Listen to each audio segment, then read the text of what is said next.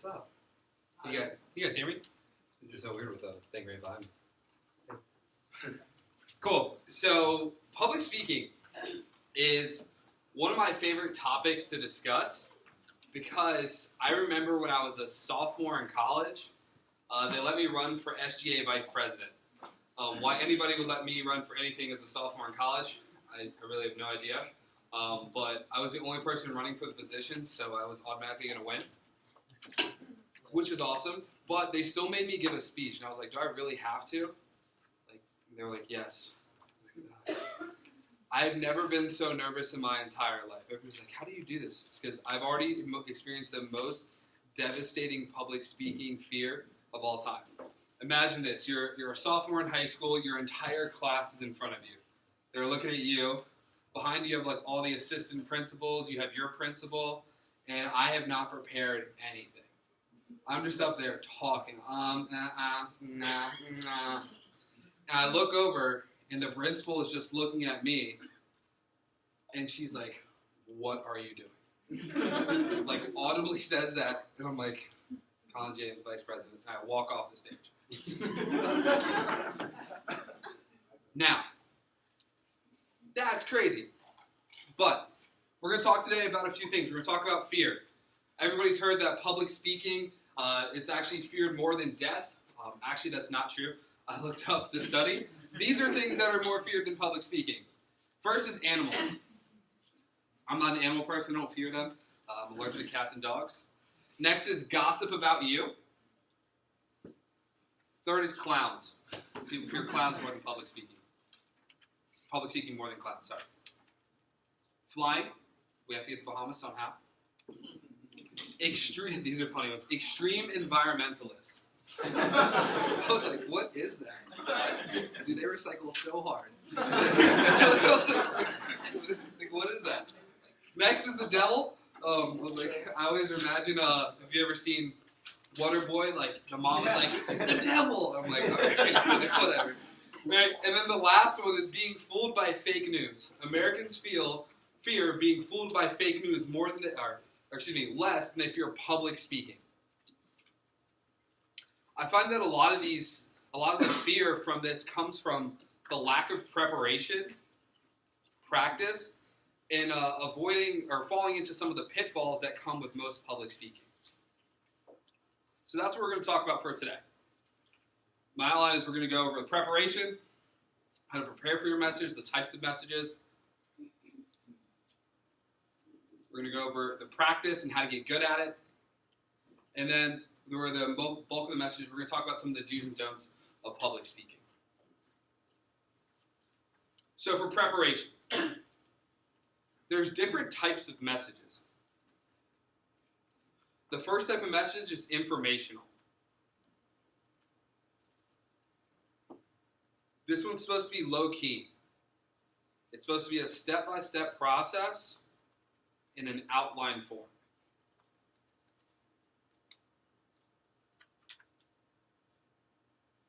The other is motivational. There are a few others, but these are the two main ones. The second is motivational, and that's off of pure passion. But you can't start off too strong. You can't be like, guys, I'm here today to tell you about public speaking, let's go. That'd be weird. Does that make sense? You have to have passion that builds throughout the message.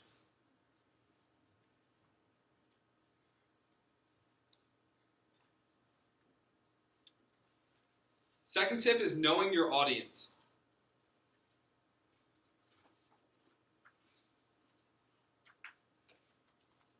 So the question I always ask before I write any message is I ask myself, what do I want my audience to get out of my message? This could be used for anything. This could be used for a demo or how you build rapport. This could be used for a speech in class.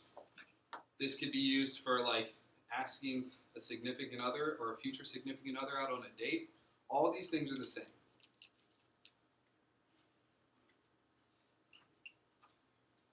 One key tip I can give to you is to build influence and to build the effectiveness of your message is to try to meet as many people as you can before you go up on stage. Because it's really easy for me to talk to like a group of my friends versus a group of strangers. If I was like, I've never met you ever before in my life, please don't judge me, right? But like with this group right here, hey guys, they've seen me at my best and they've also seen me at my worst, right? So if they like me before I even go up on stage, it's automatically going to be easier to deliver that message.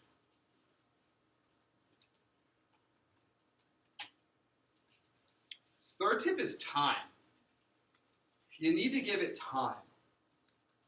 So raise your hand. Obviously, this is most people. Raise your hand if you've dreaded giving a class presentation before. Like, it's not like a group presentation where you guys get like, hey, this is your little section, this is your little section. It's just you and you. Right? Those type of messages, you have to give them some time. You can't just write it the night before, right? You can't, like, some of you have finished like your message like at 3 a.m. or some of you at like 7:30 in the morning and your class is at 8 o'clock and you're like, oh my God. The best messages you have or you can give are the messages where you think about it over and over again, and those same things that keep popping up are the points you talk about. So if you're ever like struggling with what to talk about, just go do something else, right? Use time management, like Courtney talked about earlier. And if you're not rushing, you can have that time to think about, like, oh man, like if I was going to talk about why the Eagles are going to win the Super Bowl this year, because they are, it makes me really happy. So, are you guys upset? The Ravens kind of suck, so it's okay. So do the Redskins. It's cool. My first attempt at anything is usually my worst attempt at anything. So the more you get to practice this, the more you get to rewrite your message and kind of fine-tune it, the better it will be.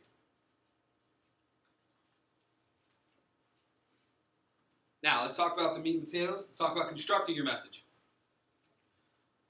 So this is the world's simplest construction of a message. It's the opening, the body, and the close. If you guys remember like kindergarten where they had to write your first paragraph, like you have the top bun, the burger, and then the bottom bun. Yeah. Opening. Write down. Tell them what you're going to tell them. So today we're going to talk about why the Philadelphia Eagles are the best football team in the National Football League. Nope. I just lost half my audience. It's okay. Body is tell them. Just tell them. And the close is simply tell them what you just told them. You're like, Colin, is it really that simple? Yes.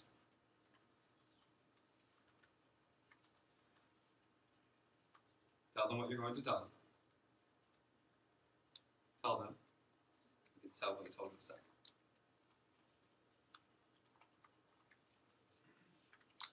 So,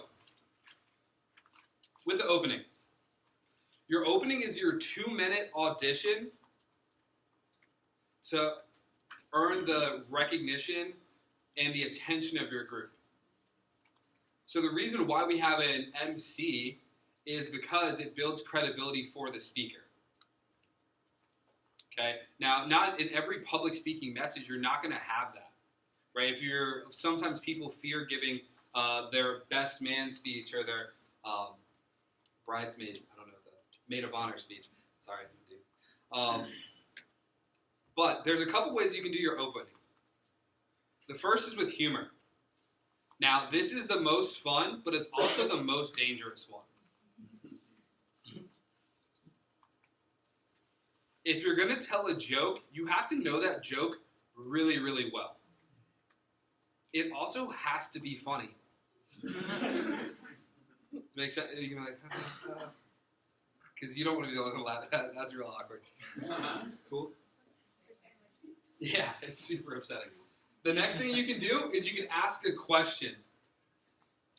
So if I was giving a talk on public speaking like I am right now, it's like, what if I told you that you would not have to fear talking in front of other people ever again? Be a good question.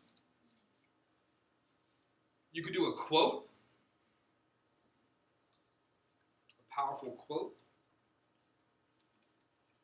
You could do a statement or a fact. You could also do a promise.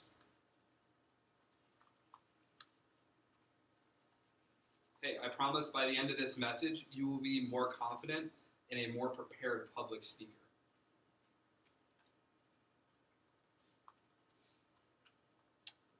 Now, with the body of your message, like I said, you want to have an outline for the people to follow, especially with an informational message. The more in-depth your message is, the stronger your outline has to be.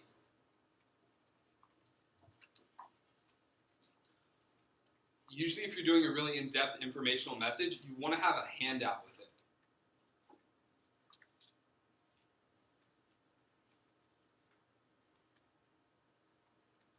Since you have an outline, you don't have to be a slave to your notes either.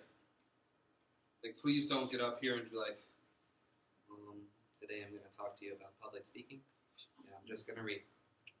That's terrible.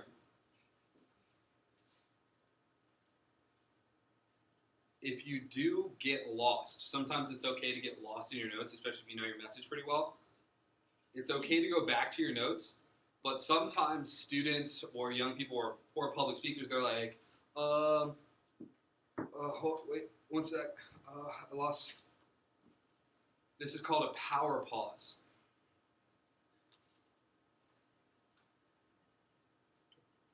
Then you're just going to pause. That's super powerful. You use this for two things.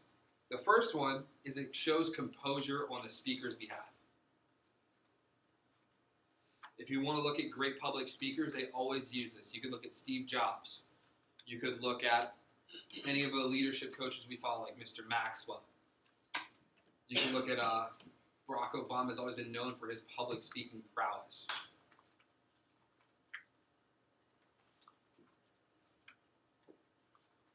It's also to show emphasis. So if there's a certain point you want your group to recognize, just pause. And last, we have the close. The most important thing about the close is it's not like a demo. You don't close like 5 times. You don't drop down. There's none of that. The most important thing about the close is have one. Just one. I'm sure you've all seen public speakers that are like, in closing, and then they talk for another like 10 minutes. It's like, no, bro. You get one. You get one shot. One opportunity to seize everything you ever want. The close is the lingering thought in the audience's mind. What do you want them to remember?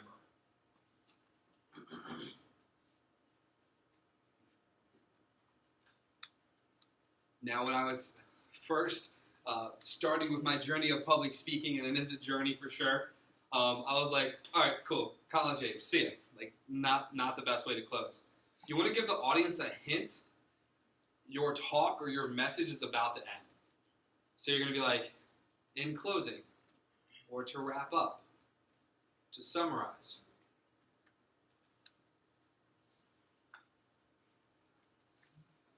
Next is the practice.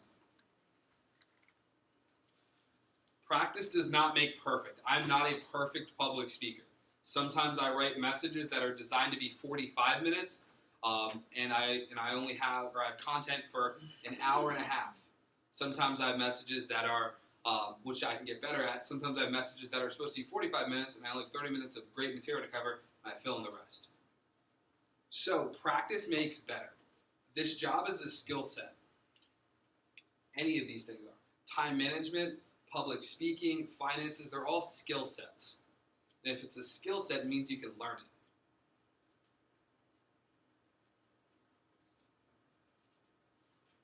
You want to run through it more than just a few times. So I'm sure all of you have gone through, like my first couple times public speaking, I was just like, oh yeah, bro, that sounds good. Like I'm coaching myself up to not be nervous. And I get up there and it's just trash. It is just a trash. It's the worst message I've ever given. People are like, they give you that like look. They're just like, you ask people like, did I do a good job? And they're like, yeah, you're definitely great. It's like, oh, that's not what you want to hear. Some of you are going to give me that look just to mess with me. Can't faze me, though. Also, sometimes it just makes sense to rearrange stuff. Sometimes, like I said, the first time we do something, it really makes sense to have a funny, like, be funny here, or make the audience think there. But the more you go through it, the more you're going to refine it until you find something that flows really well for you. Everybody has a different style.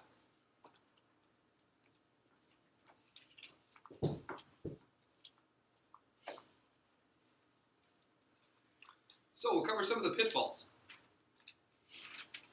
Now, the pitfalls are my favorite.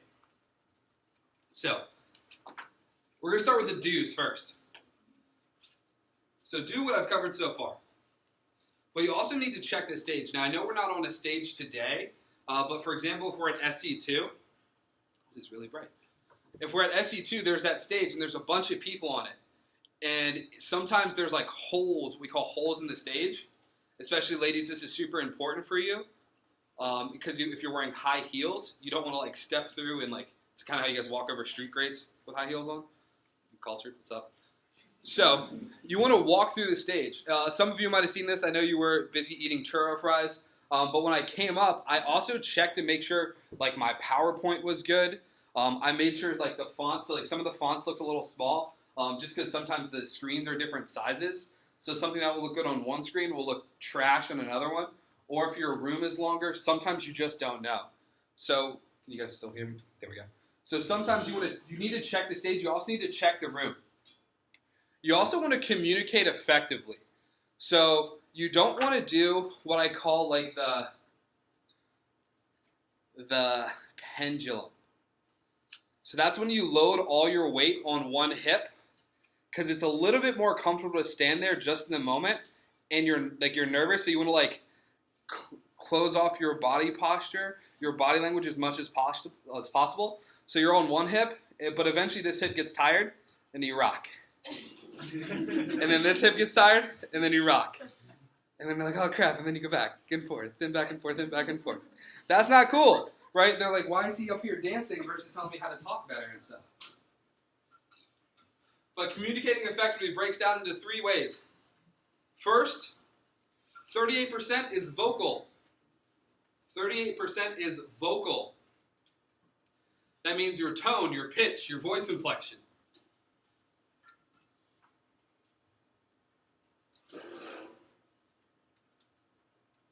7% is the actual words. They're not going to remember what you said per se, but they're going to remember how you made them feel. Their notes will take the rest. The rest is visual. So, when I'm talking about public speaking, if you have a podium, some people are podium people. So they can get up there and they can talk and communicate effectively.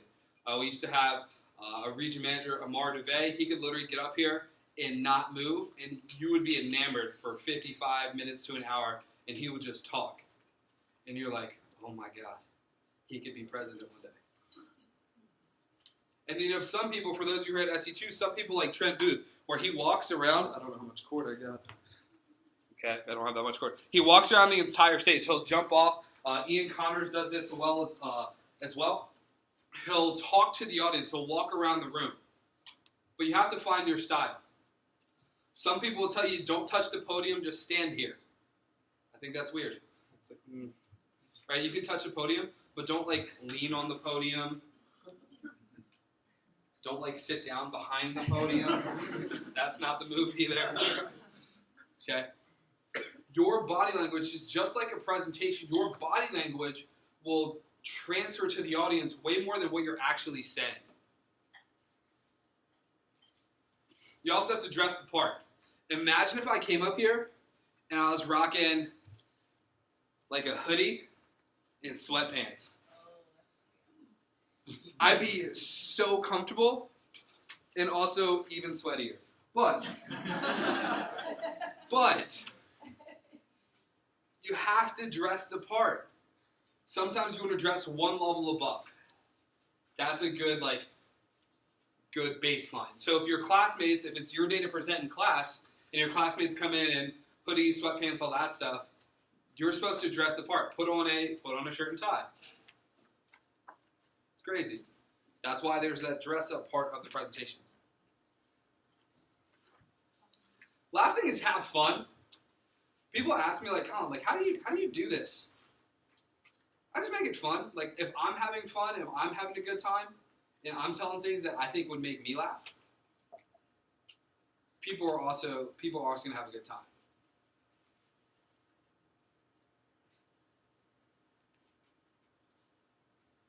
So this is an example of what not to do. But I couldn't fit all these things on here without making it really, really small. Because there's a lot of don'ts. And these are the things that people always do. I'll read them off to you. That way you guys make sure you have all of them. So the first thing not to do is wing it. Don't just get up there and just go. I have been recognized for my ability to wing it more than once in my career. It's not my best quality. I will tell you guys right away. It's not. It causes me stress. It causes me to rush to the bathroom in the morning before meetings. Like it's not the best version of myself. Don't wing it. You will thank yourself later. Your grades will thank you later. If you do have the ability to wing it, don't wing it. Second thing is don't rush. Don't rush through your presentation or your speech or your message. Don't rush. Imagine if I was talking like this and you were going to like, oh my God, like we're going to go over public speaking day. Number one, you're not going to know anything I'm saying. And number two, I sound crazy.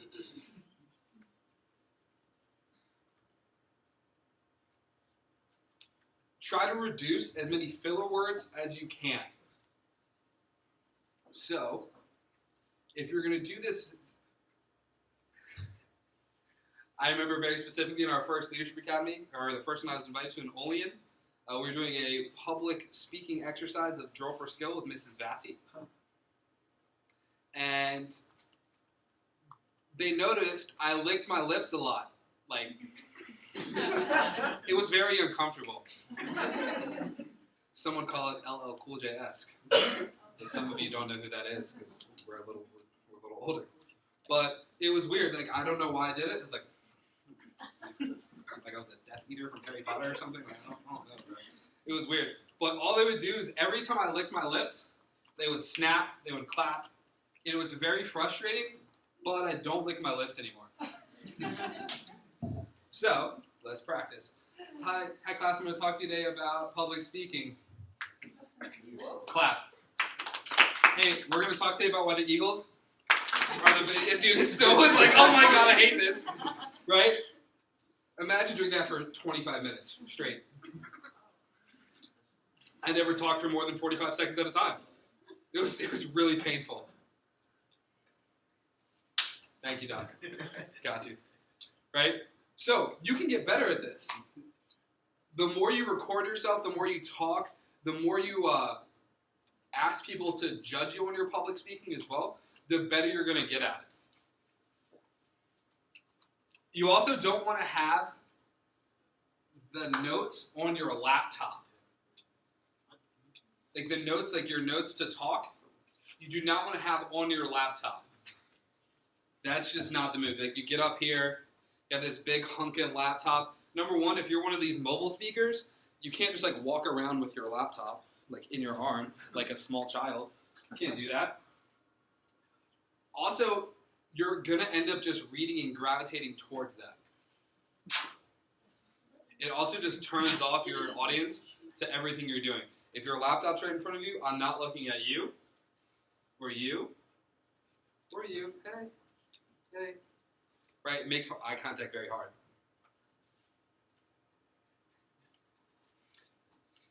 When you do have an MC, you don't want to be getting up from your seat as you're announced. So if I was sitting where my seat is here in the back, I wouldn't want to be like getting up, like awkwardly walking through chairs, or like when we're sitting at like SC2, you don't want to like sashay out, like do the butt scoot out.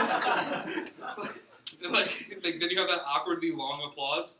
It's like the really, bro? Like it's like more than like 5 seconds between the time your name is announced, the time you're on stage talking, depending on the size of the room, is usually more than enough. So you just got to be prepared to go up on stage. You also don't want to chew gum. I'm sure all of you have heard that in a public speaking class.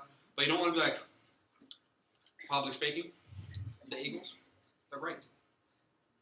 It makes it distracting. You don't want to go off your time either. So in a business meeting, if you're giving a message, whether it's here or at another company, you're going to, if you're asked to be put on the agenda, there's an agenda for a reason. You cannot go past your time because then you're eating into somebody else's time or you're eating into your audience's time. You want to be respectful of everybody. You also don't want to recognize or acknowledge the time speaker or the timekeeper in the back of the room. So you don't be like, 5 minutes? Oh, I got it. Thanks. That's awkward. Don't do that. Stop it. You don't want to do any inside jokes from the stage either. Those are really uncomfortable. Like you have one person, like, in North Baltimore. You remember that time we did that thing? I don't even remember that time we did that thing, but you want to be inclusive to your group. I already talked about the pendulum. You don't have this crappy version of eye contact either. So when people say, like, picture everybody in the room naked, that's terrible advice. That's the worst advice I've ever heard. You don't want to do the sprinkler. So I'm, like, slightly blind from walking through this, but I don't look at Paul, and then I don't look at Chris, then I don't look at JJ, then Leah, then Sophie, then Kayla, and then back. And then I don't look at James, and then Evan, and then John, right? And then Doc, and then Fernand, and then back. That's terrible. What you're going to do is you want to finish a statement with that eye contact. So I'm going to talk to you today about why the Eagles are awesome. They're also awesome because, so I'm going to go from here to here. I might jump back there. I'm going to finish the sentence. I might come back up here to this table. We're going to go around. Number one, if you can connect with a few people in your audience, they're going to get it. And my goal is to try to connect, not with each person. I could try to do it in this room, but if there's a room like SC2, like I can't be like, I'm trying to get everybody. Like, I look like I'm doing drugs. It's not okay, right? That would be so bad. So, just to wrap up, we talked about a couple things today. We talked about fear and how there are a lot of things more feared than public speaking. We talked about how to prepare for your message. We talked about, hey, how to structure what type of message you're going to give, and then we're talking about the hamburger bun, the opening, the body, and the close. We also talked about how to practice. Get up, say your speech multiple times out loud. Rework it if you need to. And then the last thing we talked about is some of the pitfalls, the do's and don'ts of the business and of public speaking. So you don't want to do this, but you do want to do that. Remember, like I said, this is a skill. If it's a skill, it means you can learn it. If you can learn it, it means you can master it. And hopefully one day you guys will be up here schooling me very, very soon.